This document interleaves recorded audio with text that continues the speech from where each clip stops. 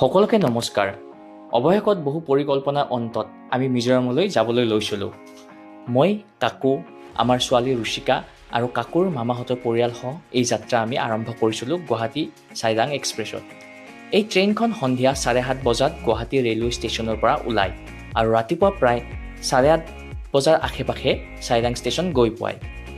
যোৱা বছৰৰ পৰা আৰম্ভ হোৱা এই ট্ৰেইনখনে মিজোৰামৰ পৰ্যটন ক্ষেত্ৰত এক বিশেষ বৰঙণি যোগাইছে আৰু যথেষ্ট সংখ্যক পৰ্যটক মিজোৰামলৈ যাবলৈ লৈছে এই ট্ৰেইনখনৰ জৰিয়তে।